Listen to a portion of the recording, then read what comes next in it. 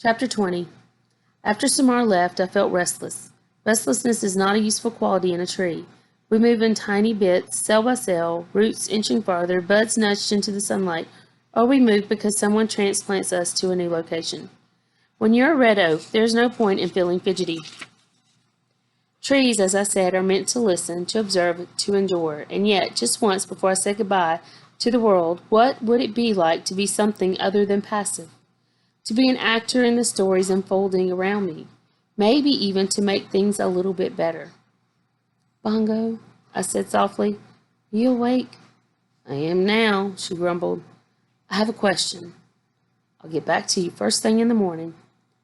How does friendship happen? Bongo responded by snoring. I could tell it was a fake snore. Her real snores are so loud they scare the baby possums. I'm serious, I said. Bongo groaned. I don't know, it just happens.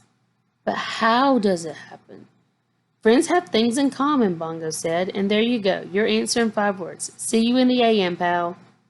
I thought about her reply. But what do you and I really have in common when you get right down to it? With a loud exhale, Bongo flew to the ground. Okay, I'm thoroughly awake now, thank you very much. What's this all about? Just an idea. Here's an idea for you. Ideas are a bad idea, said Bongo, especially if someone is in busybody mode. I'm looking at you, Red. Back to my question. Why are we friends? Okay, fine. Let me think on it for a minute. Bongo walked in a slow circle around my trunk, considering.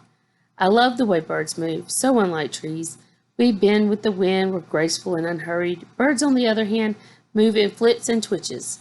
Their heads whip from side to side as if they've just heard astonishing news. Bongo paused. Well, to begin with, you're my home, and I'm your tenant. But that's not really a reason for us to be friends. I've had residents I wasn't particularly fond of. That squirrel? What was his name? Squinch? The one with the bad breath? It's not important. Knew it was Squinch. Bongo, I said. Please focus. Bongo gazed up at me. We're friends because we're friends, Red. Isn't that enough? Her voice was small and sweet, not her usual get-to-the-point crow tone. You're right, I said. But suppose 2 people needed to be friends.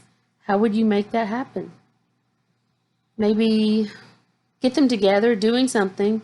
They yak, share a laugh, voila, friendship. Am I right? I don't like it when you ing leads to ideas. You can go back to sleep, Bongo. Thanks for talking. You're a good friend. Likewise, Bongo flew back up to her nest. Hey, be sure to let me sleep in. Bongo? Now what? One more thing. Why do you think people can be so cruel to each other? It's not like the rest of us are exactly angels. Last night, I saw Agnes eat a whole lizard in one bite. Agnes, the barn owl who lives with her nestlings in my highest hollow, flapped her wings in annoyance. Hey, the girl's got to eat. And you're a fine one to talk, Bongo, she said. Is there anything crows won't eat? My point, Bongo continued, is that the world's a tough place. Doesn't matter if you're a bunny or a lizard or a kid.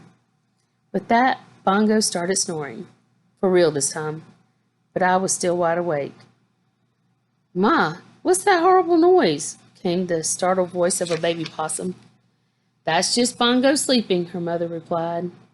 Bongo had been right. I was hatching an idea. She'd always said I was a busybody, not to mention an optimist. An optimistic Budinsky. Well, there were worse things.